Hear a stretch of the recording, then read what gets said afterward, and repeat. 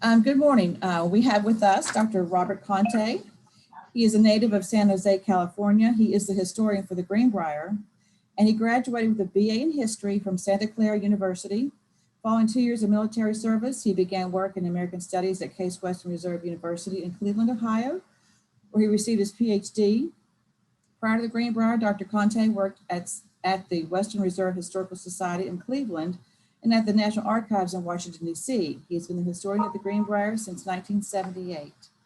Dr. Conte is responsible for establishing and maintaining the archives of the Greenbrier's historical materials, is a curator of the President's Cottage Museum, and gives various presentations and tours to explain the resort's 200-year history to guests at the Greenbrier. He maintains a Facebook page, the Greenbrier History Group, where he shares photos from the resort's archives. The History of the Greenbrier, America's Resort, Dr. Conte's comprehensive chronicle of the resort's history was first published in 1990. A revised and expanded edition appeared in 1998, which has been updated several times, most recently in 2016.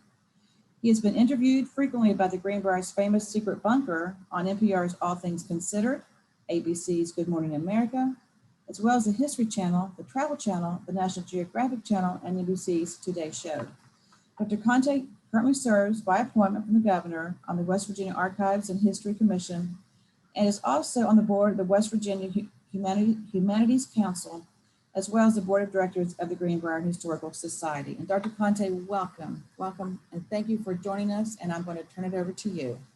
Hey, Elizabeth, thank you very much. Well, let me just say a couple of words. In there, you said I give various presentations. Well, this is one of those various presentations.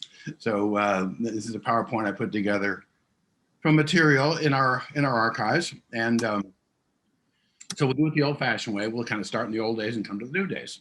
And this ought to take, I don't know, 45 minutes or 50 minutes, something like that. And then I'll be glad to chit-chat and answer questions as long as you want. Sound like a plan? Oh, absolutely. Yes, thank you. Well, let's start. Let's start out with a pretty picture, and they always tell me to start out with a pretty picture. This is a great photo taken by drone. Our photographer loves drones, and to me, October is always the prettiest month up here in the mountains. And one of the things I like about this photo is how you sit in this pretty little upland valley, just the natural beauty of the setting. So we're looking right at the front of the Greenbrier. Can people see that? My cursor there. I'm trying to point right at the directly in the center there above the landscaping. That's the oldest part of this collection of buildings that we've got here. Incidentally, nowadays, all these interconnected buildings here add up to 1.1 million square feet, which is why we have lots and lots of people lost all over the time. And looking at this valley here, we're up to 11,000 acres, pretty much everything you can see, not that far distance mountain, but everything else. So the Greenbrier Hotel, the central part, right along the middle here, opened in 1913. But by 1913, this resort had been here for 100 years. Oh, there we go. So let's go back 175 years. Let's do that, and go back to by far the best illustration of what the resort property looked like back before the Civil War. This is one of the famous Beyer prints. Perhaps some of you are familiar with Edward Beyer, who came through the Commonwealth of Virginia back in the 1850s and really put together the best landscape of what Virginia looked like. And he was fascinated by all these springs up here. There were lots of other mineral springs up in the resort, hot spring up in the Western Virginia at the time, hot springs, warm springs, sweet springs, salt sulfur springs. And so this is his depiction of White Sulphur, as you see at the bottom there, White Sulphur Springs, Virginia. And the first thing you notice is that it's all cottage. What this is the central part of today's property. Now, I guess I can't assume that everybody's been on the property, but what's going to happen over time is off to the right of this image, the Greenbrier is going to be built. In fact, that whole complex that we're just looking at, that's all going to be built off to the right. And then off to the left is going to be golf and tennis. And so, guests at the Greenbrier spent a lot of time going back and forth from the hotel down to the golf clubhouse. And they're walking right up and down what was here back before the Civil War. So all those cottages in the background, you can see they're red. A lot of them are red brick. They're still standing there. Baltimore Row, Paradise Row, Louisiana Row. There's a little 2-story building there. That's the President's Cottage Museum. And then right at the left edge, that dome structure, that's the Spring House. The Spring House sits over the White Sulphur Spring. The White Sulphur Spring explains why there's a Greenbrier. You know, I certainly remember my first time, gosh, it's 45 years ago now that I first saw the Greenbrier. And I remember wandering around and being sort of overwhelmed at this place, awestruck. And on the other hand, I'm going, what is it doing out here in the middle of nowhere? You know, why is this here? Well, the spring explains the origin. We sort of toss around that the Greenbrier has been there since 1778. Well, what happened in 1778 is a local lady took a bath in that water to symptoms of her rheumatism, and that's sort of considered the founding event. And then you see just to the right of the Spring House, the stagecoach. So this is all stagecoach access. So yeah, people started coming in 1778, but really it's not till about the 1820s that folks can get through with relative ease by stagecoach. You know, I often tell guests here, if you call 3 days in a stagecoach from Washington, D.C., relative ease, 3 days in the stagecoach is a long time. And then it becomes a very fashionable resort. It really booms in the 1830s. And that's when Henry Clay is coming. You know, I always try to find somebody who sums up the era. And what this develops into is the great Southern summer social resort. So again, let me say Southern because remember it was Virginia. I can't tell you how often it was called the Saratoga of the South, and summer only. So the whole period we're talking about in the 19th century, we were open only in the summer because we're at 2,000 feet.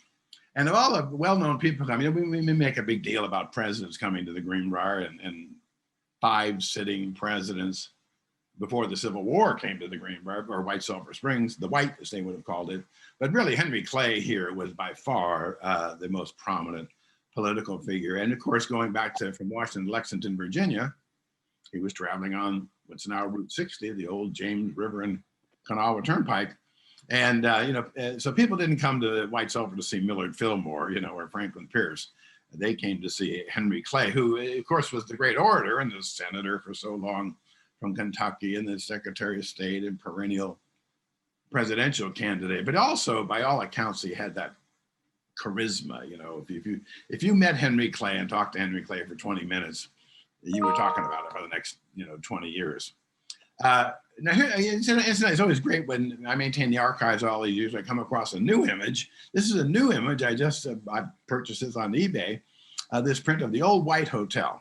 Now remember, I've been talking about how people were coming by stage right before the Civil War. New owners buy the property, and they can see the railroad is coming this way. What's going to be the C&O, the Chesapeake and Ohio. They see it advancing from Richmond, and they realize that once the railroad gets here, the cottages are not going to be able to accommodate the crowd. So remember I said the Greenbrier opened in 1913. What we're looking at here is the old White. And the old White Hotel opened in 1858. So just 3 years before the outbreak of the Civil War. So what you had here for the whole second half of the 19th century was a hotel in the middle and many more cottages. That's certainly one of the big differences between today's resort and the middle of the 19th century. As I often say, back in the 19th century, everybody knew, nobody said this out loud, but the cool people stayed in the cottages and the clueless people stayed in the hotel. And the old White really wasn't that big of a hotel. It maybe had 225 rooms. But all along the first floor there, right on this end that you're looking at, was a big parlor and then a huge dining room. There was a dining room in this old hotel that would seat 1,200 people, which is as big as any dining room, ballroom, banquet hall we have at the Greenbrier today. And of course, a ballroom, so we're doing some serious dancing. Well, let's get to the important subject. The most important subject, of course, is fashion. What are you going to wear when we go to the Greenbrier? And so it's been generations of people plotting before they come up to the mountains. What are they going to wear? And here's a great photo of a nice collection of ladies out on a bridge. The bridge no longer exists anymore. It's 1885. So if this is what the fashionable young women were wearing, and this is their summer daytime attire. And from all the inscription on the back, I'm pretty sure these are all young women from Richmond. And of course, this is very much dominated by Richmond society. If you're sort of familiar with the property, that bridge is no longer here. That's where the indoor tennis building is situated today. And here's just a lovely photo of, one of the activities going for a wagon ride here, everybody piling on the wagon. And there's the old white hotel in the background. And of course, what would a summer resort be without some music, right? And right behind the musicians here, you see the old bandstand. We actually built a replica of this about 25 years ago out on the property. And my wife says it has a witch's hat roof line. And so you see over there on the left, on the drum head, a Green's band. They came down from Reading, Pennsylvania for years and years. And you can see it's 1907 there. So they would play in that bandstand twice a day. They would play from 11:30 to 1. Then they would play again from 4:30 to 6. And then the same guys would put on their tuxedos, get out their stringed instruments, and they would be the dance band in the ballroom in the old hotel. These guys were working pretty hard. Now, by this point, by the second half of the 19th century, everybody is coming here by rail. So the Chesapeake and Ohio Railway is, I guess you guys know, is completed in 1873, right? When they take water from the Chesapeake Bay and drop it into the Ohio River. And then everybody comes here by rail for the next 100 years. I mean, and you'd be surprised. You would think we would have a lot more photos of trains coming through White Sulphur. But this is a classic one from 1932 when they started running the George Washington. And in fact, as I was putting this together, I'm thinking maybe in the old C&O station in Huntington is a big photo of this. In fact, the drumhead, the original drumhead, I believe my old friend John Hankins, who owns the Frederick Hotel downtown, tells me that Gilbert Stewart of Washington there is actually the one that used to hang on the George Washington is there in Huntington. Well, anyway, my point is from 1870 to 1970, everybody came by rail. This is, if the spring explains the origin of the resort, the railroad explains the longevity of the resort. I always tell guests today that as they're walking around, what you're looking at here is one of the great railroad resorts of North America. So this train, of course, was called the George Washington, which meant it went from Washington all the way out to Chicago. And then the Sportsman, the other long distance train, went out to Detroit. So those were the westbound. And then the eastbound, of course, we're going up to Washington, Baltimore, Philadelphia, New York. So in other words, for 100 years, we had a perfect location. People tell us today, oh, you got a bad location, but really people can hop on the train. Well, let's put it this way. This photo that you're looking at was used as part of an ad campaign.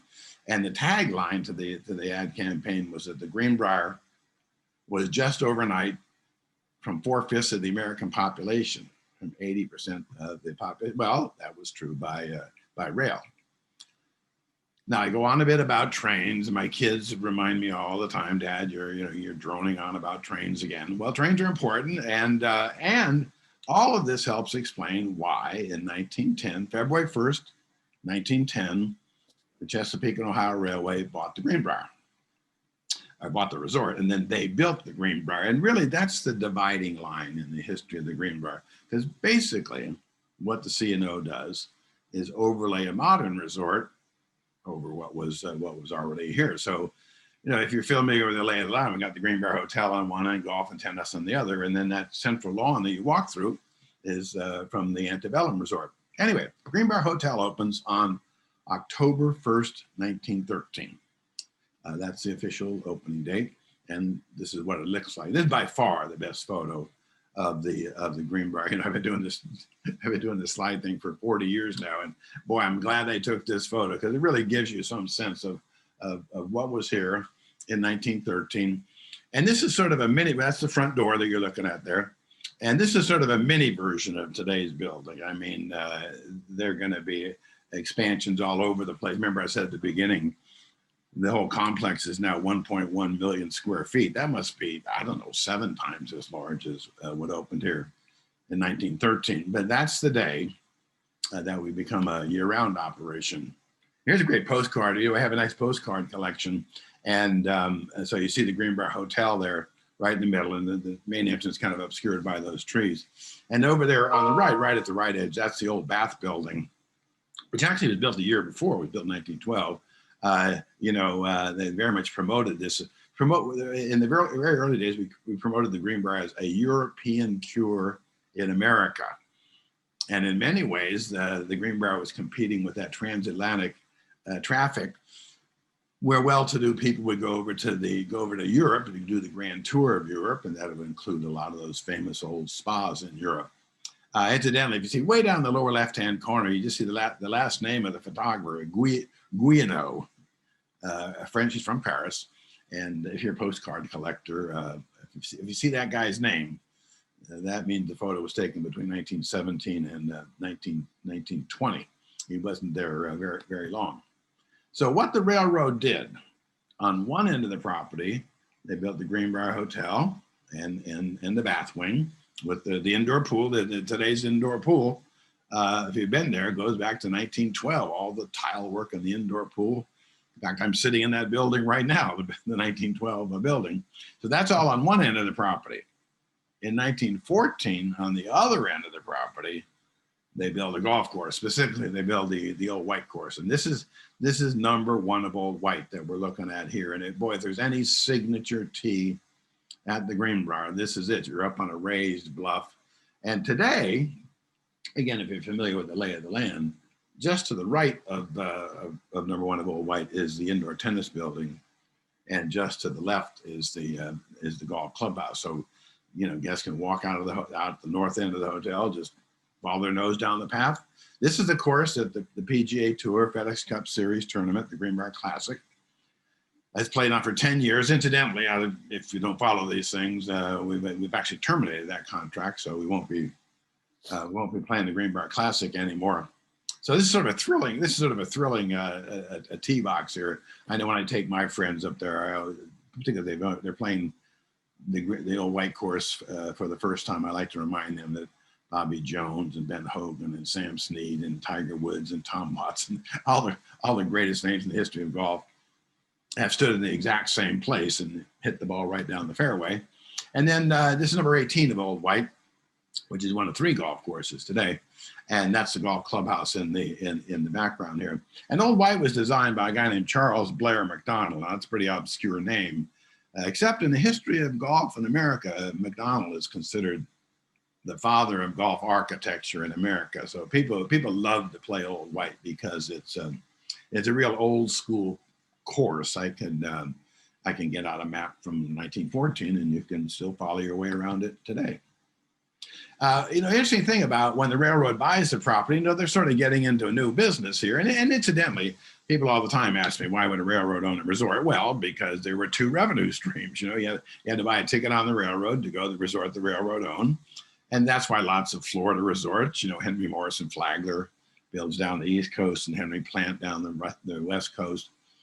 And of course, all across Canada, the Canadian Pacific built lots of resorts.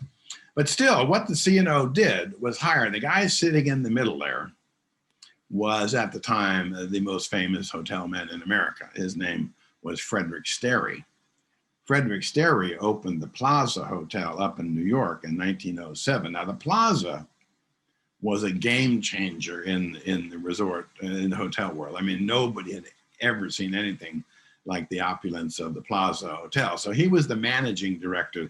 The guy on the right, Howard Slocum, was the resident manager. And but Frederick Sterry spent it just looking for our old registration books. He spent a lot of time on the train coming down from New York. Incidentally, the guy on the left there is Decatur Axtell. That's a great name, Decatur Axtell. He was a railroad guy when he was actually the president of the C&O subsidiary, the White Sulphur Springs Company that operated the Greenbrier. But Frederick Sterry is the connection to all that, the people who attended the Plaza, and so he's sending those folks down here. Joseph and Rose Kennedy honeymooned at the Greenbrier in 1914. So 1914 would have been first full year that we were opened. And, you know, as I said at the beginning, I maintain the archives here. And one thing that's has driven me crazy over the years is we don't have a photo of Joseph and Rose honeymooning here. They were here for 2 weeks. I'm not sure what they were doing, but they were not sitting around having their picture taken. So here's a picture. They're walking out of the Cardinals residence up in Boston. This appeared in the Boston Globe. You know, Joe Kennedy had just married the mayor's daughter. Rose Kennedy was the daughter of Honey Fitzgerald, the sitting mayor of Boston. And, you know, I was talking about that Frederick Sterry a minute ago, that he managed the plaza. Well, he also managed the Copley Plaza up in Boston, right in downtown Boston. I've always figured that Joe Kennedy knew Fred Sterry. And, you know, he had to impress his new father-in-law. Joe Kennedy had to impress Honey Fitzgerald. And so he goes to Fred Sterry and says, well, where can I take my new bride on my honeymoon? And Sterry said, well, there's this great new resort down in White Sulphur Springs, West Virginia. And so they, as I say, hopped on the train in Boston and got off across the street. Now, the other reason I showed the Kennedys because they're Kennedys, right? But the other thing is they help make the point that this is when the demographics change. In the 19th century, White Sulphur really was a southern resort. It was dominated by Richmond, Atlanta, Charleston, South Carolina, New Orleans business. I can't tell you how often in the 19th century White Sulphur Springs was referred to as the Saratoga of the South.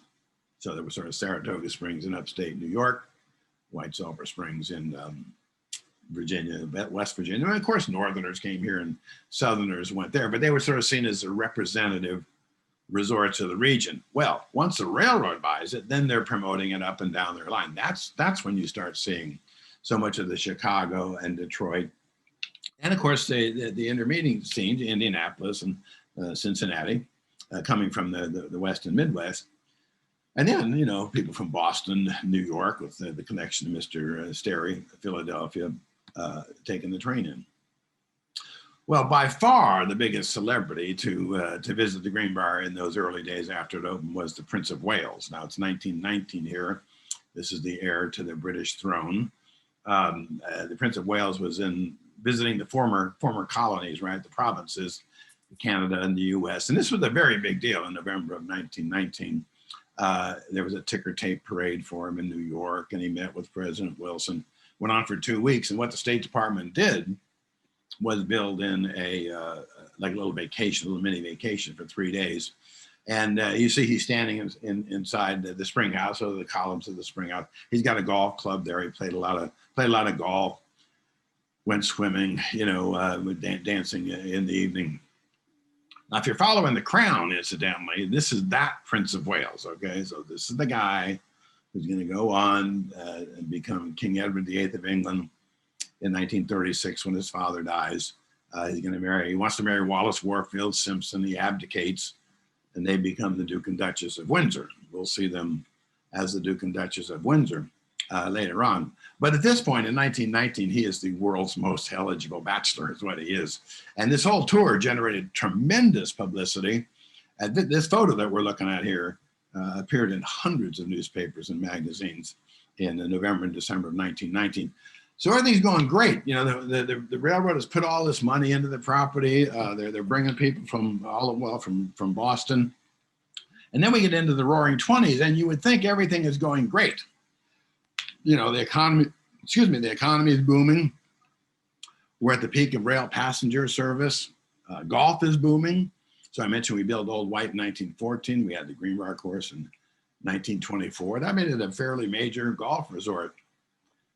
One problem, here's a great poster from that era. One problem, the Greenbrier Hotel was simply too small. This again is that original Greenbrier from 1913. We're kind of looking at it from the other end.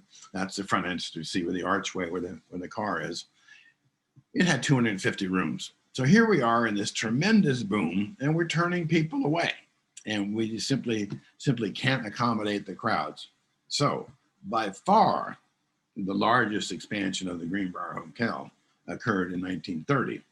And what they did was double the size of the existing hotel. So maybe if you can see my cursor going up here, just to the left is the main entrance to the Greenbrier. And it's just that central section that was here in 1913 that said it had 250 rooms. So what we do is there to the right is add that whole north entrance, major addition, and add it on the south end too. So we add to both ends of the building, literally double the size of the Greenbrier, from 250 rooms to 500 rooms, and now it's recognizably the Greenbrier, right? There's no question about it. So as I say, we extend out the south end of the building is the dining room end of the building. So here's what the main dining room looked like in 1931 when all this work was completed. So the main dining room has been the same size. In fact, those chandeliers that you see hanging there are still there 90 years later. Now, maybe 20 years ago, we kind of gussied up the main dining room, took those shades off that you see there, and then added some green, kind of gave a little color to the dining room. But if you're up there, if you're standing in the dining room, you can kind of see the original crystal dining room chandeliers that have been hanging there for a long time. We don't do those wonderful embroidered slip covers over the chairs anymore. Now, if you're following what I just said, we doubled the size of a luxurious and expensive resort. And incidentally, the Greenbrier has always been expensive. You know, Greenbrier's never been affordable. So we doubled the size, as I say, from 250 to 500 rooms. And this work was completed at Easter of 1931, precisely in time to meet the plummeting demand of the Great Depression. Really, as I say, we couldn't have timed it any worse, actually. And people all the time point this out to me. And they say, well, that was a dumb thing to do. Well, not everybody lost all their money. 25% unemployment is clearly a catastrophe. But if you had inherited money, if you didn't have all your money in the stock market, what I'm trying to say, there still was a demand for a place like the Greenbrier, even in the Depression years. I always like to use this particular picture here. This is a great photo. We have it hanging on the wall down by the movie theater of Mr. and Mrs. Gould Shaw. They're from Boston and Palm Beach. And, they're this is September of 1932. In other words, the Depression is just about at its bottom. I mean, it's getting worse by the minute at this point. And they're sort of looking at each other with like, depression, what depression, And I think there had been money in his family for years and years. In fact, I tried to do a little research on Gould Shaw to find out if he had like a job or a profession, or I don't think so. I think he just played polo, and he kind of went from resort to resort and played polo. So there still was that demand. And I guess I ought to add what the Greenbrier does. In fact, this is true throughout the hotel industry, is that's when hotels and resorts start looking to group businesses, to conferences, to conventions, to board meetings, all those sort of things, because that's a steadier social business where people are paying their own money, tends to go up and down with the economy. But when you're dealing with business groups, it tends to be a steadier business. And certainly the Greenbrier starts to do that in response to the Depression in the 1930s. Well, all this comes to a screeching halt with the outbreak of the Second World War. And the Greenbrier is put into government service in two very different and distinct ways during the Second World War. First of all, right after the attack on Pearl Harbor draws the U.S. into the Second World War, the State Department calls and asks if we will serve as, this is a little State Department talk, an internment center for enemy alien diplomats. On December 7th, 1941, there were fully functioning German, Japanese, and Italian embassies in downtown Washington, D.C.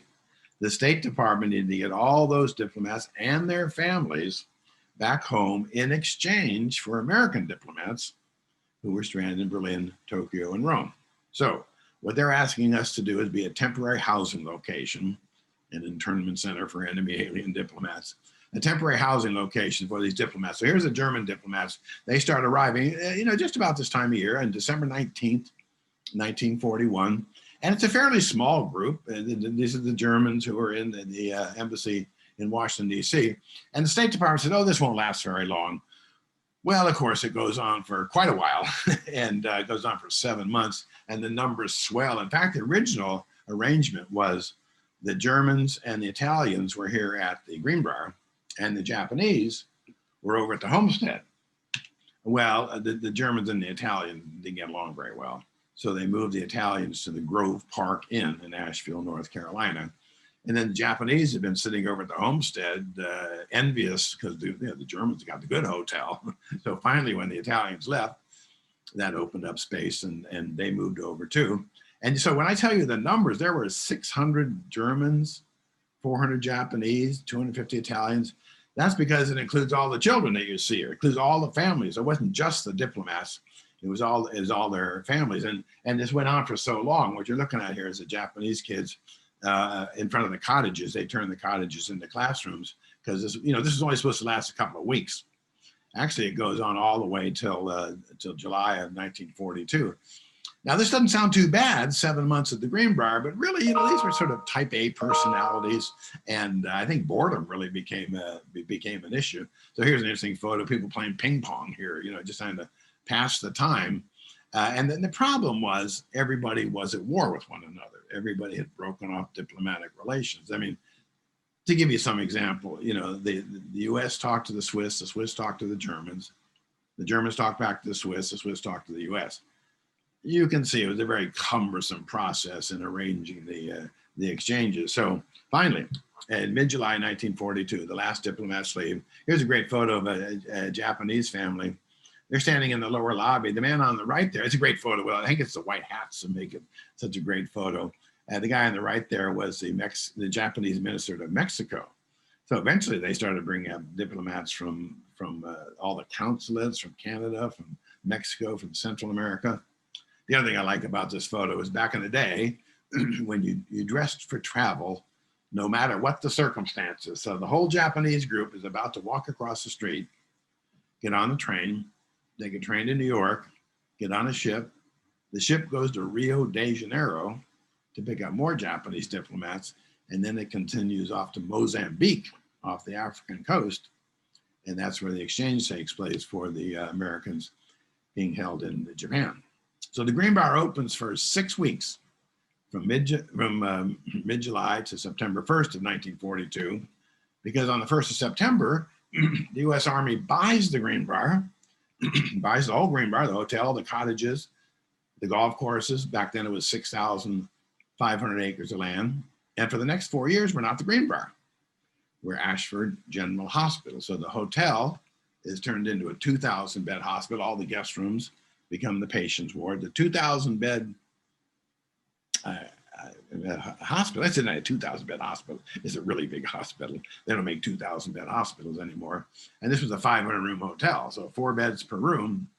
But this was the mess hall of Ashford General Hospital. Now, if you've been in the Army, you probably know that as a general rule, the United States Army does not provide crystal chandeliers in their mess halls. And especially what you're looking at here is the enlisted men's mess hall. So those are the chandeliers I was just talking about a minute ago that have been hanging, that are still hanging in the main dining room since 1931. And you see in the background there, the guys are just coming along cafeteria style. They're eating regular old Army chow. There's nothing memorable about the meal. But an Army mess hall with the chandeliers is a fairly rare occurrence. And if you know the shops level at the Greenbrier today, down where the registration level is, there's a women's dress shop. It's called Bellissima now. And that was the commissary there where you could go and get a drink. Incidentally, this area, I don't know if you go back and remember the department store Schwabe May. Albert Schwab, he just died about 10 days ago, about 89 years old. And so Schwabe May was in this particular location for years, and now we call it Bellissima. Looking at this picture, you see behind the guy's head there is a list of all the beverages. They only sold one beer, and that was Budweiser. And I think that guy in the foreground had one too many Budweisers there. So that what are now the shops were used as, there were stores along there, and there were also a lot of laboratories to service the hospital. 24,148 soldiers were admitted, pretty close to 24,000 soldiers in 4 years, admitted and treated.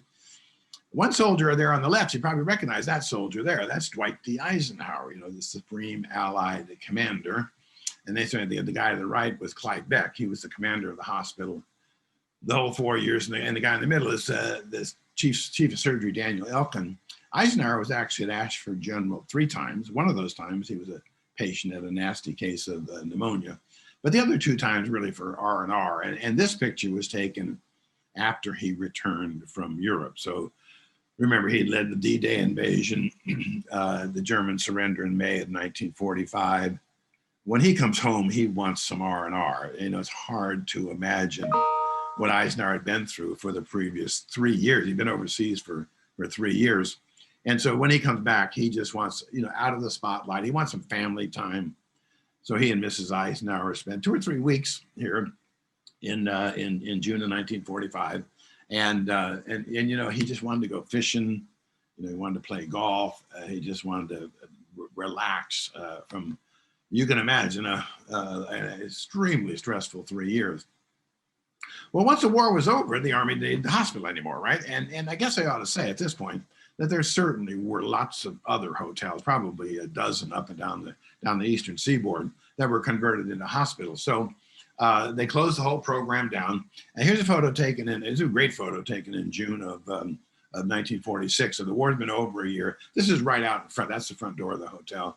And they pretty much shut down the hospital by now. But they're going to have a formal final flag lowering ceremony here. If you've been here just over the holidays, that flagpole used to be right where the Christmas tree is, right out the front entrance. So you see the soldiers in the bottom right there at attention, and looks like a Shriners band there on the left. And you know, there really wasn't any plan at this point. You know, essentially the Greenbrier was surplus property, and theoretically, remember the government owned the Greenbrier during the Second World War. They didn't just lease it; they paid the railroad, the C&O, $3.3 million to buy the whole Greenbrier, and so the railroad had no legal obligation to buy it back. But I think out of courtesy more than anything else, the Army went back to the railroad and said, "Well, you guys owned this for 30 years before the war. You want it back." And they did. And the guy on the left there in the dark shirt is Robert R. Young. He's the pivotal player here. Mr. Young was chairman of the board of the Chesapeake and Ohio Railway. And then Mr. Young wanted the railroad to reacquire the Greenbrier, and Mr. Young made it happen. So they paid back the same $3.3 million in late 1946, bought it back. And Mr. Young was an interesting character. He had homes in Palm Beach and Newport. He traveled in a private railroad car. He had an office in the Chrysler Building in New York. His picture had been on the cover of Time magazine. You know, people would know Mr. Young. He was friendly with the Duke and Duchess of Windsor. He was a member of the Seminole Golf Course. The man on the right there is Chris Dunphy, the pros at Seminole, which was the old line golf club down in Palm Beach. So the Greenbrier kind of fit into his idea of entertaining his clients and his friends from Palm Beach. So he's the key player. A, he engineers the repurchase, and B, he hires Dorothy Draper. So you know, one of the great epic stories in the history of the Greenbrier is how the Army moves out. Dorothy Draper is seated there, and that's Walter Toohey, who was the president of the C&O Railway for probably 20 years. One of the epic stories is the Army moves out, Dorothy Draper moves in, spends the better part of 2 years totally redecorating the inside of the Greenbrier. And in fact, the room that she's sitting in here looks like this today. It's almost exactly the same. This is called the Victorian Writing Room. So, you know, people walk in all the time and are kind of overwhelmed with this riot of color, you know, stripes and flowers all over the place. Well, that all goes back to this massive redecoration. In fact, it was the largest redecoration of an American hotel ever attempted back there in the late 1940s. So the Victorian Writing Room is almost exactly the same today. And I think Carlton Varney, Dorothy Draper's successor, has very consciously kept this pretty much the same because it's a tangible link back to that big redo. Incidentally, if you've been here lately, I guess back in August, we replaced some carpet right down that area of the hotel. Just out the door there on the left is the main lobby where we had tea. So the new carpet is red, but now it has a pattern in it. So slight change after all these years. And the other great Dorothy Draper room is the Cameo Ballroom, specifically that chandelier there. That Dorothy Draper designed that chandelier. The ballroom itself has been there since the hotel was built in 1913, but she added that chandelier. And then that chandelier really in the late 40s and 50s was sort of the symbol of the Greenbrier had made it through its olive drab Army hospital days. That was very much back on the social circuit, and as you may know, 70 years later, and we are still decorated by the Dorothy Draper Company. So we reopened in 1948. Big party goes on. Sam Snead returns as the golf pro. Now Sam Snead had actually started at the Greenbrier back in the late 30s. If you don't follow golf, you know, they all kind of run together. Which one is Sam Snead? One of the greatest who ever played the game, period, amen. Nobody would dispute that statement. And he was associated with the Greenbrier for many, many years. I mean, 40 plus years, all the way up to his death in 2002. This picture is back in the early 1950s, when he and his great rival Ben Hogue had just dominated golf in America. And you can see when he gave a demonstration, an exhibition, everybody showed up. And he's standing right in front of the golf clubhouse, so that right up there where you see that was an open porch back then, that's where Sam Snead's restaurant is today. I cannot overstate how important that long connection with Sam Snead and the Greenbrier has been to establishing the Greenbrier's reputation as one of the great golf resorts in not only in America, but in the world. And we had a Sam Snead festival, went on for about 15 years in the late 40s, all the way up to the early 60s. This is one of Sam's favorite things, receiving the winner's check. And that, of course, is the Duke and Duchess of Windsor right there. So the Duke and Duchess, the Duchess is actually handing him the check there, and the Duke is to the right. So the Duke, remember the Duke, he was the Prince of Wales when we saw him last, 30 odd years earlier in 1919. And they were personal friends of Mr. Young that I was just talking about. And that explains why they were frequent guests in the late 40s and early 50s. And the Sam Snead Festival was a big deal. I mean, that's when Mr. Young was actually in charge of this, and he would bring all his Palm Beach friends and New York friends, and all this was the high society event. It was always held the second week in May of every year. It followed the Kentucky Derby, so you know we're on the same railroad line as the Derby. So you come here. Bob Hope showed up at the 1953 Sam Snead Festival. So there was the pros, and then there of course was amateur. And you know, Bob Hope, this is 1953. I love this photo. He's pointing to the face, the club face, and I'm sure he's saying to her, "This is called the sweet spot, honey. This is where we want to hit the ball." And he shot a 71. Now, if you play golf, that's pretty close to par. The best round of his career on the day this photo was taken.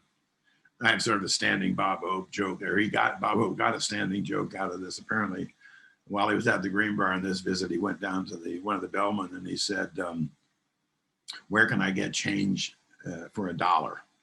Now remember, this is 1953. He says, "Where can I get change for $1?" And the bellman says, "Well, Mr. Hope, at the Greenbrier, $1 is change." And that was funny in 1953. And not too long ago, I was walking through the lobby and a young lady walks up to me and says, "Where can I get change for a 20?" And I remember thinking, boy, she just walked right into this one. And I said, "Well, ma'am, at the Greenbrier, 20 is change." And she was horrified. I thought she was going to collapse right in front of me. I had to explain that I was just updating an old Bob Hope joke from the 1950s. Well, Eisenhower was back in 1956, and Eisenhower hosted something called the North American Summit Conference. That's the president of Mexico on the left and the prime minister of Canada to the right. In fact, right above their heads, you see the flags here.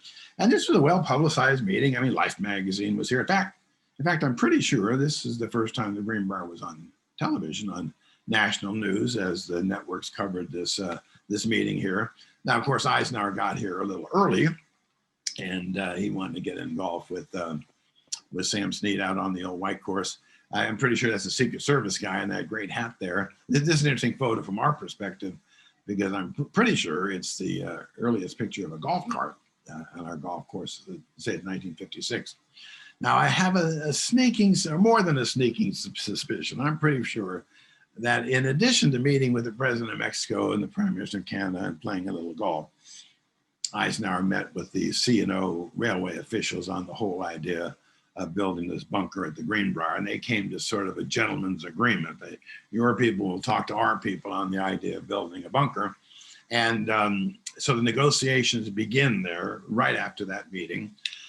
And in December of 1958, on a hill behind the Greenbrier, they started digging a big hole. And then down near Cincinnati, in Hamilton, just outside Cincinnati, at the Mosler Safe Company, they started building blast doors. Now, Mosler, of course, at one time built pretty much most of the bank vault doors in America, bank vaults in America. And they had a kind of a side business making blast doors for government bunkers. So this picture is taken at the factory there, at the Mosler factory. And that's it. Those are the executives there of Mosler. They seem pretty proud of this pretty serious door, which is going to look like this once they install it. You know, the bunker is essentially a giant concrete box, is what it is, and then it has a big long tunnel that you see there. This is basically where the trucks came and went. This is how we service the bunker. But anywhere there's an opening for entrance and exits, that's where the giant concrete box is going to be vulnerable. That's what those blast doors were used for. And then this photo was taken after the bunker shut down. And this has become the iconic photo of it sort of sums up the bunker. This photo has been used in hundreds of newspapers and magazines and television programs.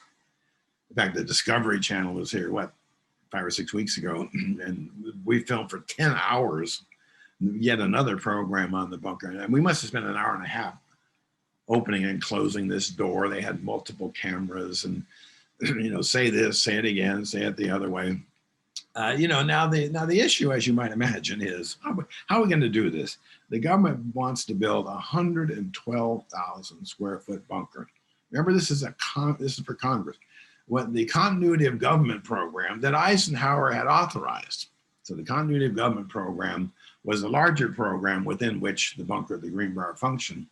And it was based on the simple assumption that Washington would be a primary target. So they built what they called emergency relocation centers. They would move the leadership of the federal government out of Washington. So there was a facility for Congress. Ours was a facility for Congress. There was another one for the executive branch. There was another one for the Defense Department. There was another one for the Federal Reserve. So since we're talking, the client was Congress, we're talking 1,000 people, the 535 members of Congress, and 1 aide, sort of a ratio of 1 aide per member. Here's what they do. They dig a hole in the ground. That's the bunker. This is a rendering that was done actually before construction. And so the bunker is underground, and then they build an addition to the Greenbrier, the West Virginia wing, right on top of it, and they build this right behind the hotel. In other words, they didn't dig underneath the pre-existing hotel. They build the bunker in conjunction with his addition, and the addition offers a plausible explanation for the big construction project. I mean, this new wing is right on Route 60. The road is right in front of, that's the front door of the West Virginia wing, and everybody can see this construction project. And so the explanation, the overt explanation is, we're adding this wing that has 85 guest rooms. You know, it has, that's where our medical clinic, the Greenbrier Clinic, is located. We added conference facilities. In other words, overtly, we were adding a complex that fit right into the Greenbrier's strategy for staying competitive back there in the early 1960s. In other words, it created a plausible explanation for the construction project. So the operational dates of the bunker are 1962. That's when everything is ready to go, to 1992.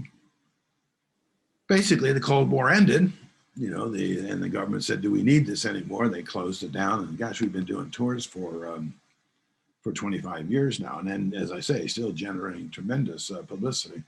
Well, once that happened, once the relationship, there was very much a contractual relationship between the government and the railroad, between the C&O and then Chesley and then CSX. then we could actually build some private homes on the property. You know, part of the deal was that there would be no private residences on the property. And of course, lots of resorts were doing that as we get into the 1990s. So once that relationship began, the end of the legal relationship with the federal government was on July 31st, 1995. And then we started planning on the Greenbrier Sporting Club. So if you take Interstate 64, you know, from Huntington over here, right at sort of the top middle there, that's the Hart's Run Exchange. And this is where there was a landing strip for 65 years. And there's a fourth golf course. Greenbrier has 3 golf courses. And this is the 4th golf course for the Greenbrier Sporting Club. So basically what we did was build a private club right in the middle of a resort. So you join the club, you buy a home, you have access to that golf course. And maybe you can see there's a swimming pool down here and a spa.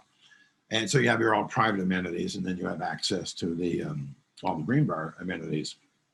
Now, back there in the early 60s, you know, when they're building the West Virginia wing, that's when Carlton Barney started coming to the Greenbrier. Dorothy Draper, as I said, redecorated the Greenbrier after the Second World War, and then stayed on retainer all the way up until the early 60s. Carlton Barney graduated from college in the early 60s, got a job with the Dorothy Draper Company. Dorothy Draper died in 1969. Carlton bought her company. So Carlton Barney is the president and the owner of the Dorothy Draper Company. And Carlton's been decorating the Greenbrier for a good 50 years now. This is a great photo of Carlton taken just a couple of years ago. He was about to do an interview with the National Television Network. So he's looking particularly snappy. So really, Carlton's mission is to maintain the Dorothy Draper look. Now, there have been many, many, many, many changes in the 50 years, but you know, the idea is to maintain the style. And I think the single largest project that Carlton embarked on was decorating the casino. Now, the casino is a Jim Justice project, as you know, our current owner, Jim Justice, and we'll talk about him in a minute. But Mr. Justice, when he bought the property, he insisted that the casino looked like the rest of the Greenbrier. So Carlton Barney designed the carpeting going down into the facility. You know, every time Carlton was at the Greenbrier, he would always say at least one time, nothing off the rack at the Greenbrier. Everything is custom designed, and there's nothing more quintessential Dorothy Draper than that black and white floor in the foreground, stripes, chandeliers, even that wallpaper is actually an old wallpaper that Dorothy Draper designed back in the 40s, and Carlton revived it for the casino. Now, building the casino meant digging another hole in the ground. So, you know, there's a hole in the ground in the back behind the hotel was the bunker. The one in the front is for the casino. So this is during construction. Construction went on 2009 to 2010. So this time of year, it would look pretty much like this. This is the front door, and so building the casino entailed digging another giant hole 50 feet deep. And again, the casino is essentially a giant concrete box.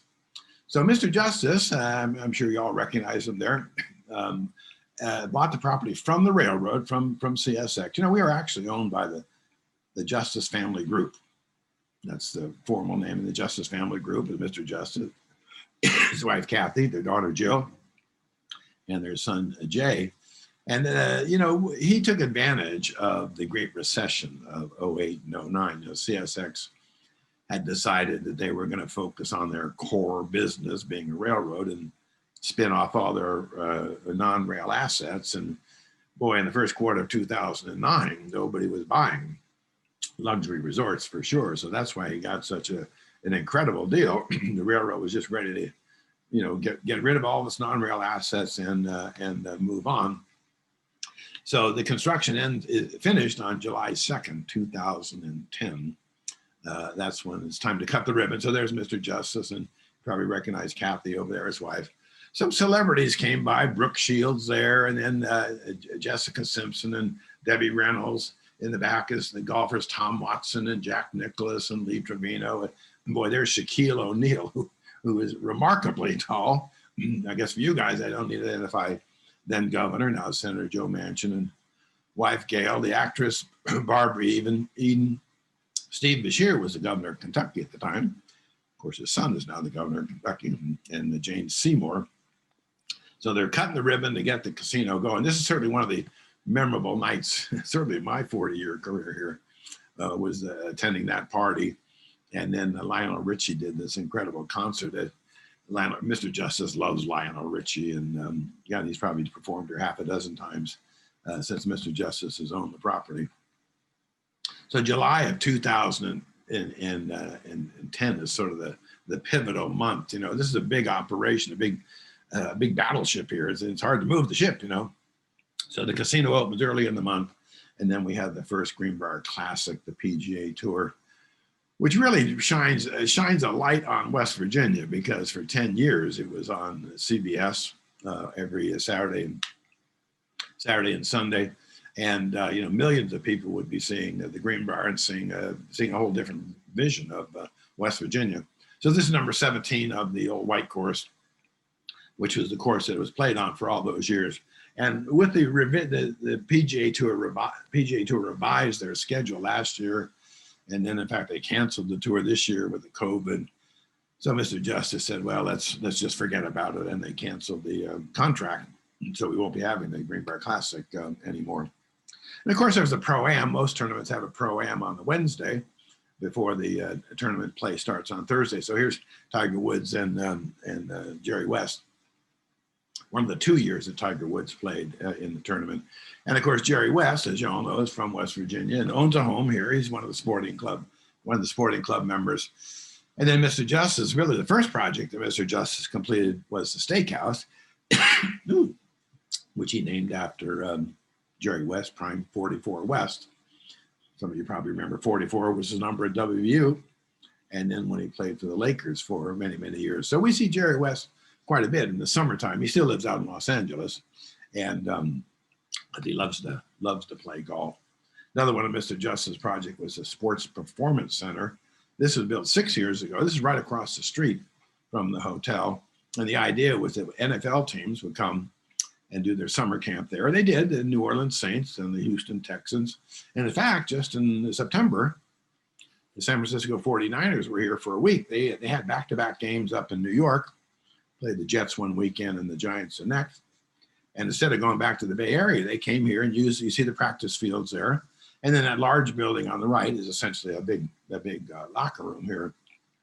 So again, and it's been, of course, the fields are used for other activities too. And then probably the last big project was adding the wedding chapel. So if you've been here in the last 5 years, right out in the middle of the property as you're walking from the hotel down to the golf club is this chapel. You know, Mr. Justice is a religious man. I think that's part of the reason that there's a chapel here.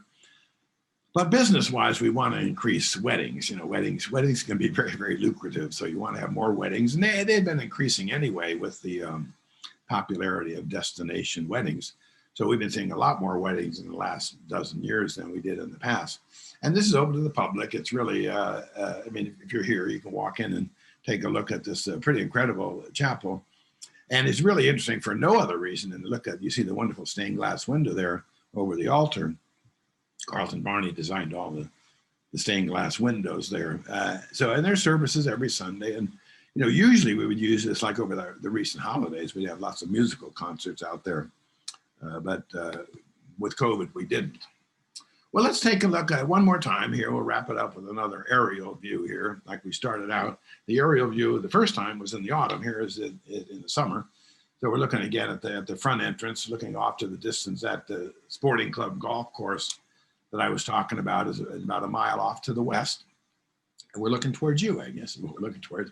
And then way over on the left-hand side is that Sports Performance Center I was talking about. And then right here in the front, where all that wonderful landscaping is, that's where the big hole was dug for the casino. In fact, you see those two entrances. On the left is an emergency exit, and then on the right is the service entrance. So here's the classic PR picture that we use nowadays. Let me end with some numbers just to give us sort of some idea of the scale of the operation today. You know, there are 710 rooms altogether in the Greenbrier.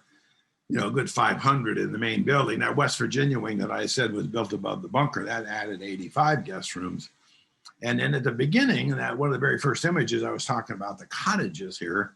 Now those are still there. They've been upgraded and modernized and updated many times over the years, especially I'd say in the last 10 years, and there are 125 rooms out in the cottages. So altogether in the complex, there are 710 is the official number. Maximum capacity is 1,300, or with the holidays and more children, sometimes we get to 14 or even 1,500, but about 1,300 is the normal maximum capacity. And then, as you may know, this is by far the biggest employer in Greenbrier County and the surrounding areas. So, when we're running full tilt from April through, well, really all the way through Thanksgiving and the New Year's, Christmas, we run pretty consistently at 1,800 employees for 11, 12, 1,300 guests, something like that. All right. I think I told you everything I know. Elizabeth told me to tell them everything. She said, don't leave anything out. So I gave you the whole story. Did I leave any questions? Are we? Oh yes, we have time. Absolutely, we have actually half hour, and if people want to stay on longer, but no, we have plenty of time. If you have the time, we've got the time.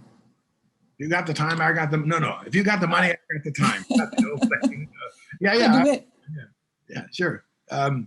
Yeah, that's a lot to absorb. The resort's been there a long time. There've been lots and lots of changes and additions, and sometimes when I tell the story, people are kind of overwhelmed by just the length of the story and the details. But sure, yeah. If I left any questions, I'd be perfectly happy to chit chat. This is Bill Wilson. Hey there. Really tremendous to get such a wonderful overview and history.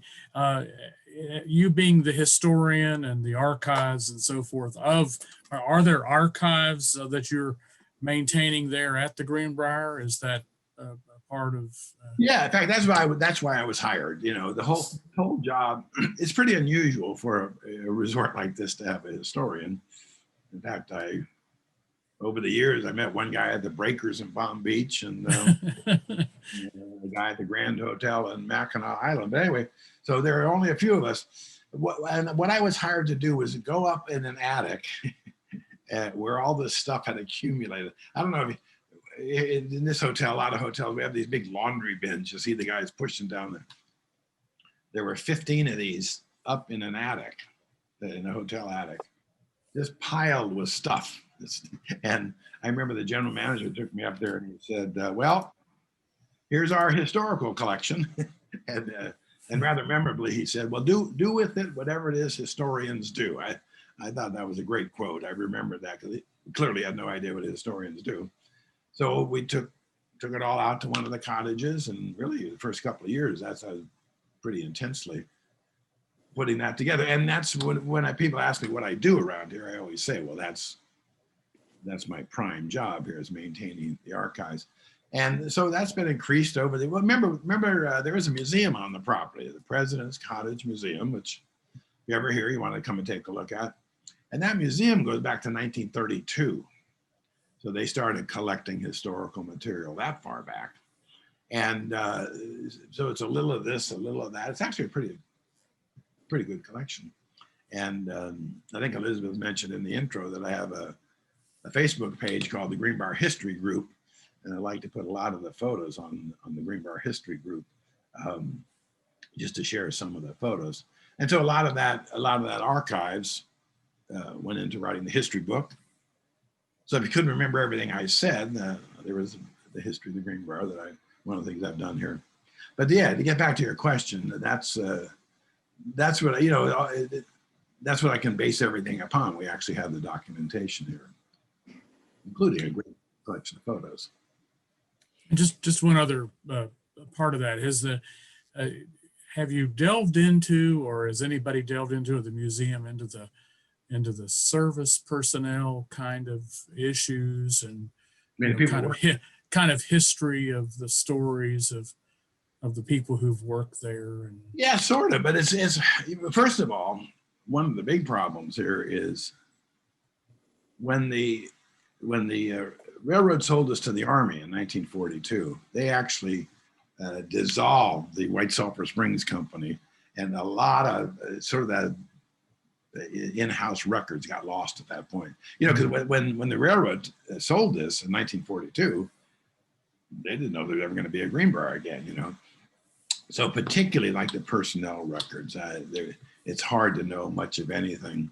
And so, yeah, I mean, I sort of do that, but you know, generally, what they tend to save are the public relations things. So, you know, I've often thought of the idea of doing an oral history. But you know, it turned out to be sort of unsatisfying. People didn't really have much idea of the big picture of it. I'm getting to the point where maybe I'm going to leave that to my successor. How's that? Yeah. Well, and I raise it because I think it's, I mean, there's this kind of interesting, just because of the Appalachian relationship and location and you know, just all of even the social justice issues that have been, you know, that are tied up in right in what the service industry has been about and like, and it's just I think the oral history side of that is probably what becomes more it's important. trickier than I thought. Let's put it this way: we probably need to have somebody who actually knows what they're doing to do the oral history part of it. Plus, it's a very unique situation. Just the length of people working here. I mean, 40 years. That's not unusual. Quite a few. And people whose parents and grandparents worked here. You know, it's been the lifeblood of this section for 100 years now. Thank you. Wonderful presentation. Thank you. Thank you. This is Rick Walker. In 1963, West Virginia had its centennial celebration. And as part of that, they held the first science camp for young budding scientists, 2 from each state. And we, since that time, that's been in existence ever since then, have always come to the Greenbrier for a part of the leaving ceremony, come from Camp Pocahontas in Pocahontas County, down to the Greenbrier, and then to Charleston and fly home. And many of the alums have become incredibly distinguished. We have the man who invented the ink for the inkjet printer. We have the current director of science activities for the entire space station.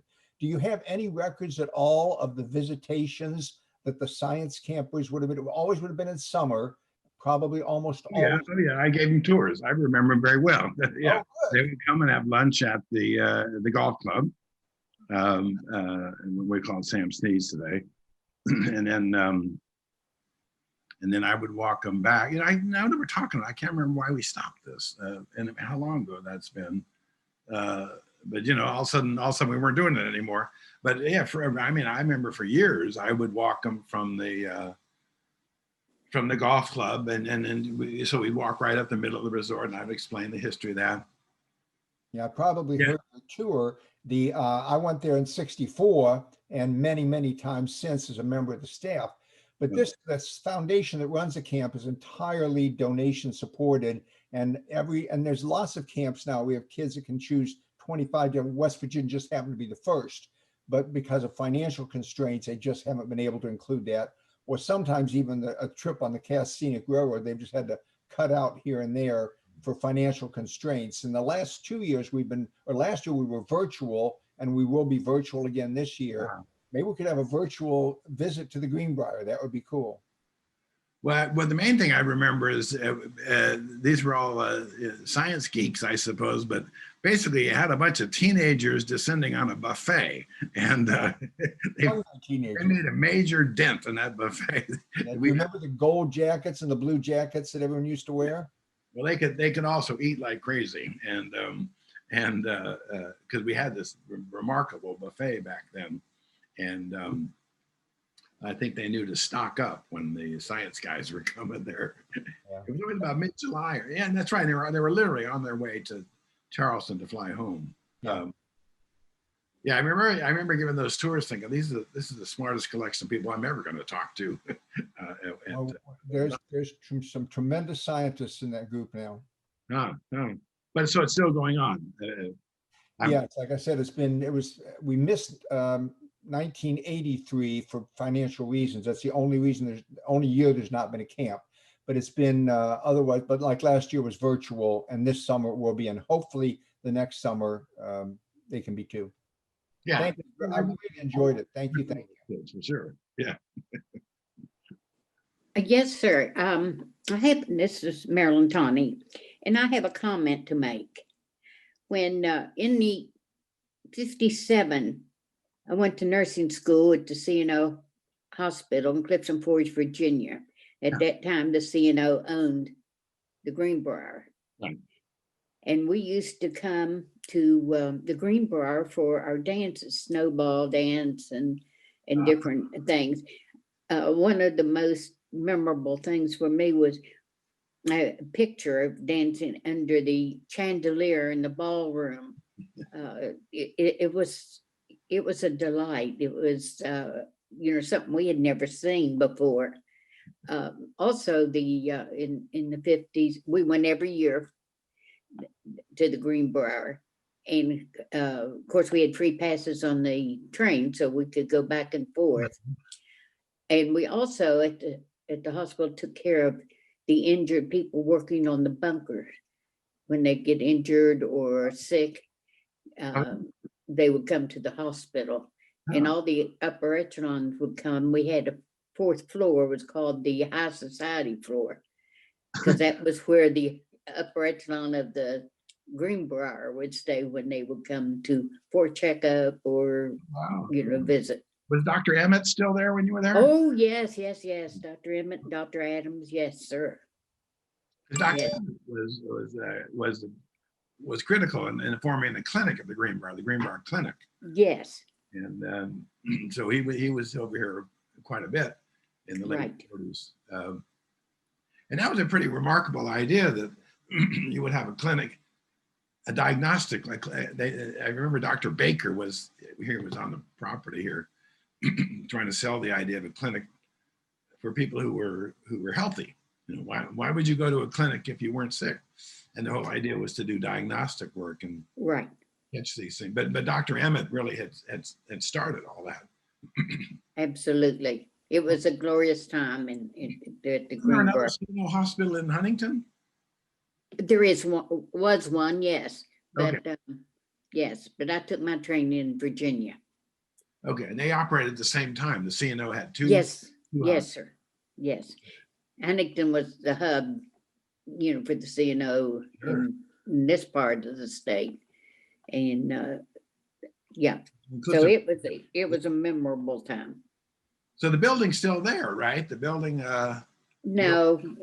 The one in Clifton Forge, isn't it still there? Yes, it's still there, but it's partially. They've the nursing home part is gone, and they've turned the main hospital into something else, and I don't remember. I was there about 4 years ago, and went back to the old place and visited, and it looks a little bit different, but I did get some good pictures.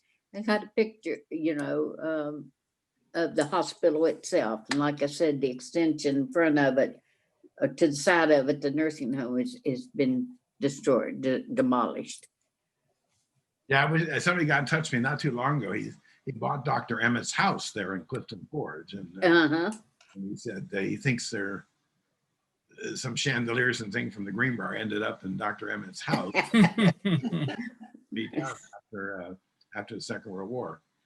Yes. I still haven't made it over to this guy's house to see where Dr. Emmett lived.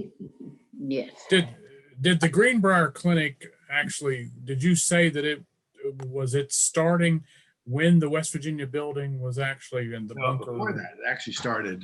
The clinic itself started before. Reopened. The story is that in the whole process of reopening the Greenbrier after the Second World War, this Robert R. Young that I was talking about, who was chairman of the board of the CNO, he was good friends with a guy named Edward R. Stettinius. And if the name rings a bell, Stettinius was Secretary of State right at the end of the Roosevelt and Truman years, right there. He was instrumental in setting up the United Nations. But anyway, Stettinius then was U.S. Steel. He'd been the president of U.S. Steel before he was Secretary of State. and he and Young were friends. And so apparently it was this guy Stettinius who came up with the idea of having a clinic at a resort where executives could go and have their health checked. The whole idea was a resort would be much more pleasant circumstances rather than going down to the hospital, you know, and then going to a series of tests over time. So apparently he came up with the idea. Mr. Stettinius used to tell his other industrialist friends that you guys do preventive maintenance on your equipment, you ought to do preventive maintenance on your executives. They'll last longer, you know. And if you situated a clinic at a resort with 3 golf courses, that would only increase the chances that your executive wouldn't say, "Oh, I'm too busy, I can't go." They would carve time out of their busy schedule. So it started out very small. It was only 2 physicians at the beginning, and then part of the reason, and it went over very well. And then they moved into the West Virginia wing. So it started in 1948. They moved to the new West Virginia wing in 1962 and expanded at that point too. And they're still going, you know. And of course, Jim Justice's daughter Jill is a physician, and she's pretty active in the running the clinic today. It's Betty. The adaptation of the bunker when it closed down was really a wonderful addition to what's going on. I've been to lots of meetings in the old bunker space. Yeah. A little bit about that. Well, but the first thing that's remarkable about the bunker is when it closed down. So remember, I said July 31st, 1995 was the end of the relationship, and then we could. And incidentally, the Greenbrier always owned the bunker. You know, the government, it was a leaseback arrangement. The government paid for the construction, but they didn't want to own it. The government, because that would create a paper trail, right? So you'd have to have deeds in the courthouse. So to avoid all that, you know, why would the government own a part of a resort property, you know? And so that's why the government paid for all the construction, and it paid for the construction of the West Virginia wing. So that was part of the compensation. But anyway, when it closes down, you know, our PR guys are thinking, we got a great story here, you know, secret bunker at fancy resort. But in fact, I was talking not too long ago with a guy. We were kind of reminiscing about the 25th anniversary of the of opening up the bunker, and he was the guy who memorably said, he said, "We got about 6 months here, you know, where people are going to be interested in this." And he said, "You know, Americans are kind of famous for having short attention spans. So we got a great story, and we gotta really jump on it and get as much publicity as we can." And when we're reminiscing, the thing was, he was totally wrong. Here it is 25 years later, and you know, they're lining up to go on tours. I think I referred to, there have been three cable channels just in the last 4 or 5 months doing programs on this. You know, I mean, it was hard to overstate the publicity value of this. All these, it keeps that name out there. And I mean, it's just so fascinating. I mean, one of my friends said, she was from West Virginia, and she said, well, here in West Virginia, we always considered the Greenbrier to be the height of civilization. And then we come to find out that there was something here for the end of civilization. and they were sort of in the same, the sort of yin and yang of the same building there. I think that's what makes it so incredibly fascinating, was that it's at the Greenbrier. You know, if they built a bunker at a Holiday Inn, it wouldn't have been quite as fascinating. But it's that contrast between the very stark bunker and the doomsday scenario, and then below ground, and then above ground, you know, people are prancing about playing golf, and Dorothy Draper and Sam Snead, fine dining. It's the incongruity, I think, is one of the things that makes it just incredibly fascinating. So, you know, I mean, we have 8 or 9 people doing tours. There are days they do 12, 13, 14 tours, you know, and they're just, doesn't seem to slow down. We're all just sort of amazed at it, particularly those of us at the beginning who had this sensation, you know, we got to strike while the iron's hot. And, you know, we sort of knew there was a pent up, because there are always so many rumors around. I mean, it seemed like everybody in a 100-mile radius had heard the rumor that there's something secret at the Greenbrier, you know. But we thought it would run its course pretty quickly. But rather, it's had this sort of snowball effect, you know, that in fact, it's sort of weird. I run into people nowadays who somehow have gotten in their mind that the whole Greenbrier Hotel was built as a cover story for the bunker, you know. And in some ways, I almost resent the bunker in the sense that people say, "Oh, the Greenbrier is a famous place because it's got a bunker." And I'm thinking, no. His was famous long before they ever thought of the bunker. So if nothing else, it keeps the name out there. It draws people in, and it's literally incalculable with the benefit it's done. Can I ask, how did the story get out that it was a bunker? Did you all just decide to open it up because it was obviously no longer needed? No, well, the first thing that happened was the Cold War ended. That's the important thing. Mm-hmm. Remember, they didn't just sort of build a bunker because it'd be nice to have a bunker. Right. They built it within this larger continuity of government program. So once the Cold War ended, then that brought the question up: do we need this anymore? And if you remember they were talking about the peace dividend, and there were a lot of base closings in the 90s. You know, we don't need this huge standing military. And but it turns out within the government, this was a very tightly held piece of information. And what happened is there were two schools of thought once the Cold War ended. One was, well, let's hold on to it. You never know. You know, it's built and paid for. You never know.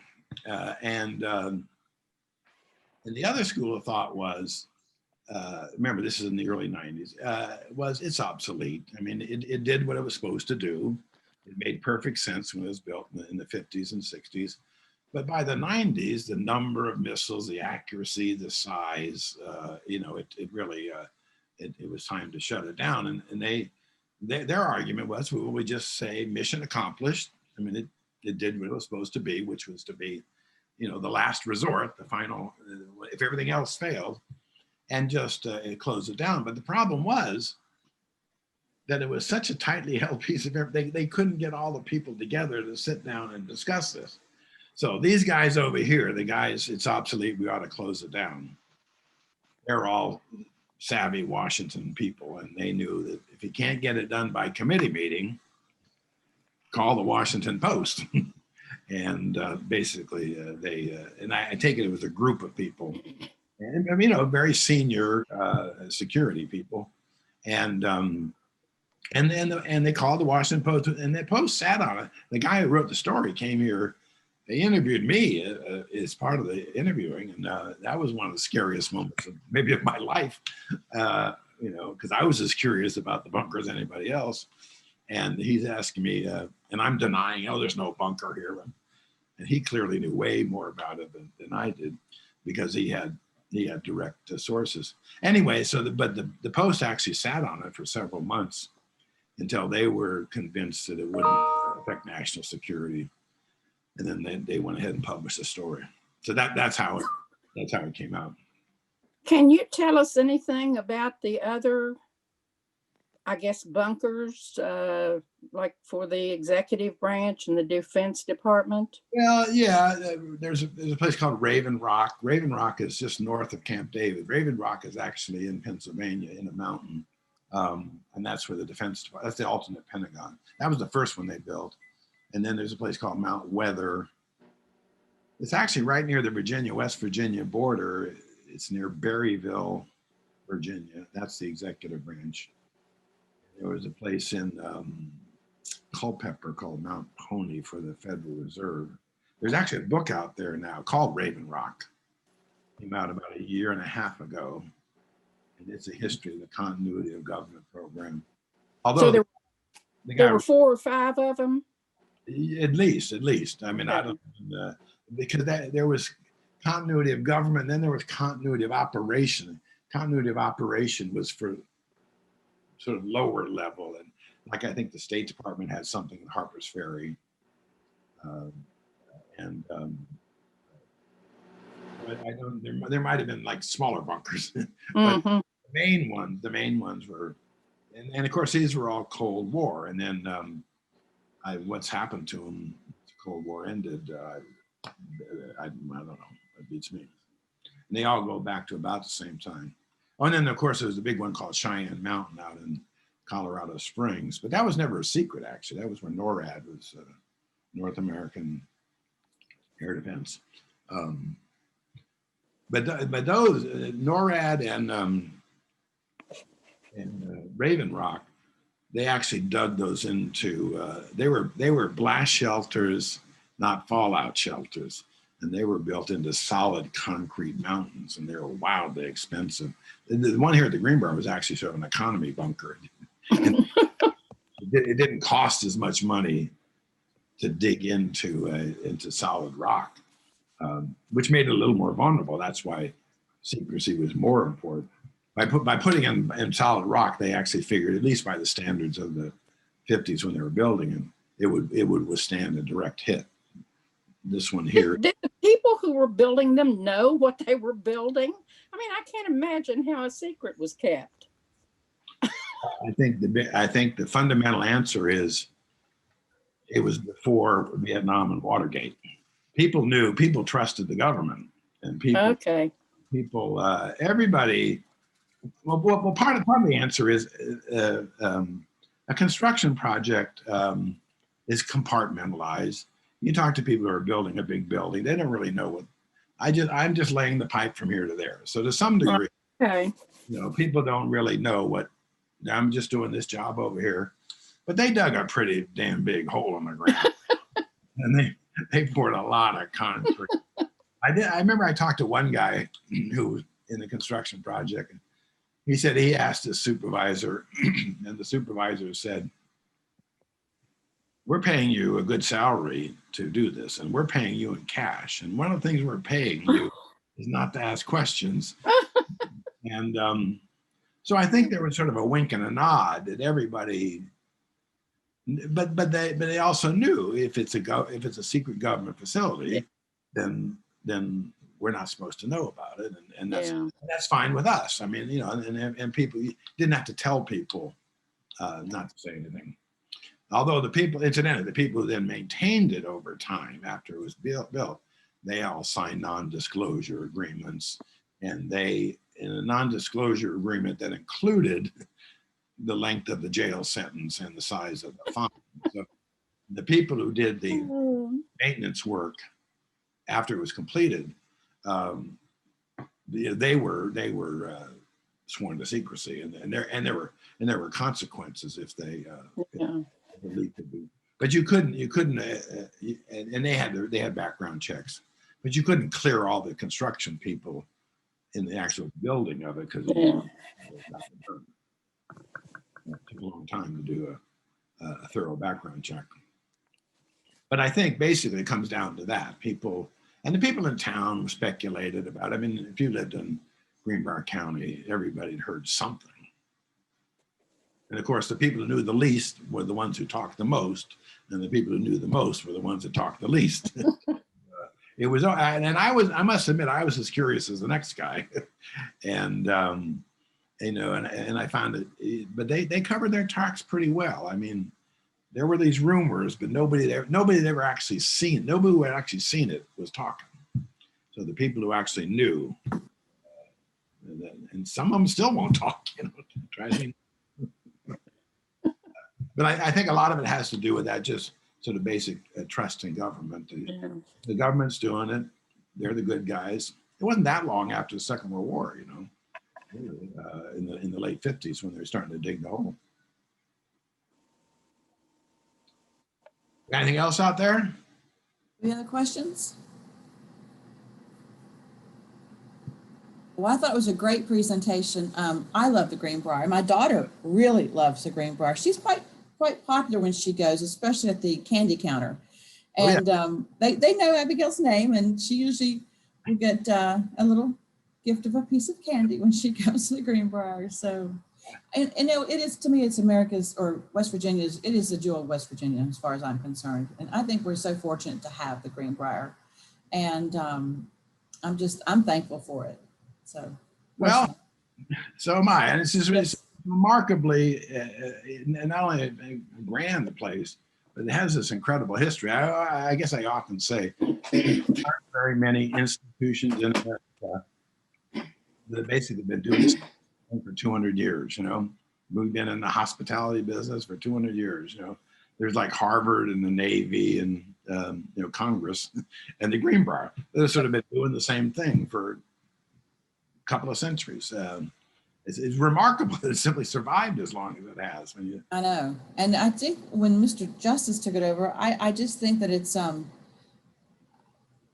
don't know how to say this, but it's really, I don't know. I think he's done a great job with it, is what I'm. Yeah, think you I'm know, trying it to almost, say. it almost became a Marriott there, if you remember. Yes, yes, which we were like, oh, please not. No, no, no, no. Just as a way of being kind of straightforward. I'm And just curious about one thing. You mentioned the railroad really brought the people there. Yeah. What percentage of people are nowadays arriving by railroad? There's still a stop there. single digits, I would think. You know, I think 5% would be a wild overestimate. You know, you know, and those who do come are primarily, I think, from the Washington area, because the schedule is good. In fact, I think the Amtrak sets the schedule up so it makes it convenient. So you can leave Washington at like 11:30 in the morning and get here about 5:30 or so in the afternoon. You know, it's 17 hours to Chicago. That's every now and then we get folks from, I think you can do it from Huntington if everything You works. can. Go back on the same day, right? That's assuming that Amtrak runs on time. Right. We were there one weekend when the Women's Club from Huntington was at the Greenbrier for their weekend meetings. And there was a lady from Huntington, and every year she and her daughter, they take the train for this meeting to the Greenbrier rather than drive it. My daughter keeps saying she wants to take the train to the Greenbrier. My husband's like, oh, we can drive it quicker. although the driving along taking the train along the New River Gorge, Yes. really one of the great railroad rides in America. One of these days, I think we're going to do it. We're going to take the Greenbrier, maybe in the fall, when we can, or take the railroad to the Greenbrier. But and the key to all that is we have to keep our public advocacy up for the railroad. Absolutely, sure. We are such at a critical point where we've nearly almost lost right, you know, the Cardinal line, and you know, and the cutbacks in the Amtrak and the lack of funding. And yeah, we've advocated for years to get it back to daily, but remember the story, Ronald Reagan wanted to eliminate it there back in the 80s, and Senator Byrd said no. so it was daily up until, I don't know, 1981 or 82. And then they came up with this compromise of 3 days a week. But every now and then, every now and then, like when we had these congressional meetings, they would come down by train.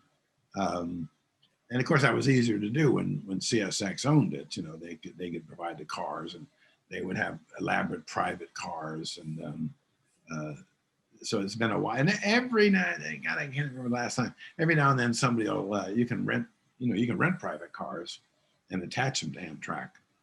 And a couple of times I've been invited. I go up to Washington to Union Station and ride with a group and you know, tell them the history of as we're going along.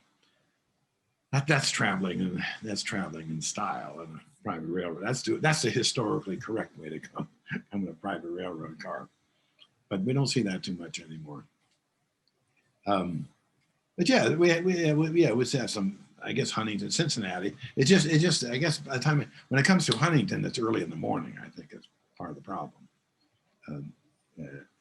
Or Cincinnati. Every now and then, people from Cincinnati, they may have to get on the train at 3 in the morning or something. Wow, that is early. Yeah. Bigger problem is to know whether or not the train will actually come on that day, or whether something will get in its way, and therefore never.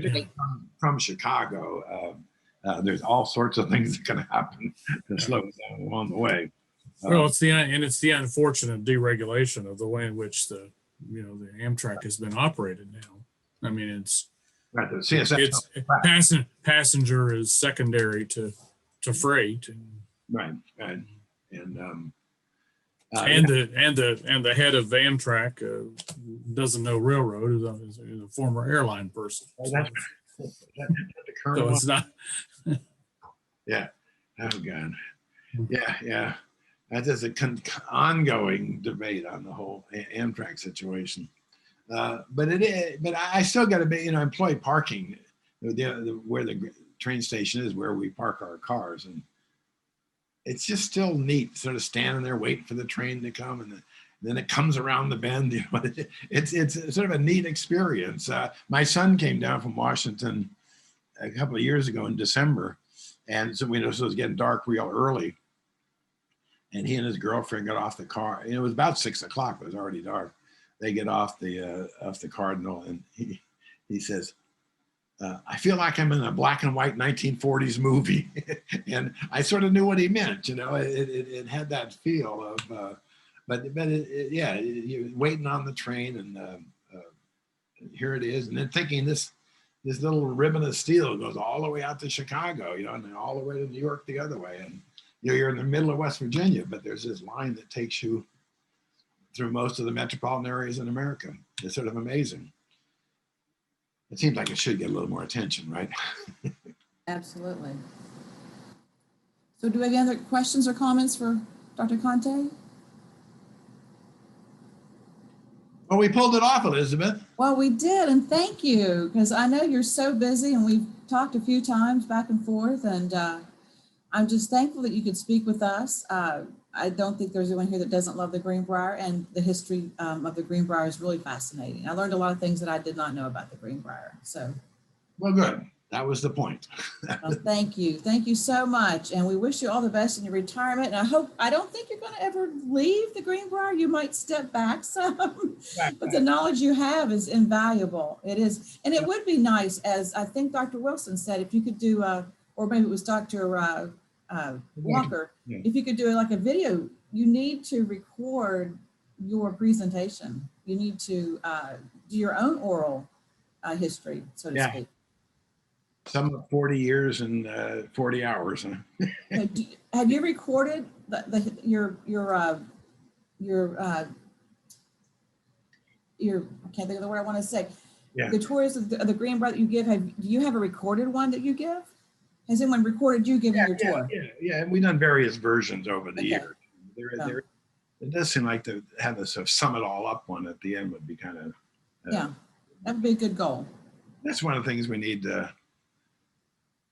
Now that the holidays are over, we sort of put it off until we got through the holidays, and I get the holidays over, aren't they? So, well, thank you again, and thank you for all your time, and it was good to see everyone, and we'll hopefully see you at the Greenbrier soon. We'll have to look you up when we come, and we'll see everyone else next week. okay. Thank you, everyone. Thank you very much.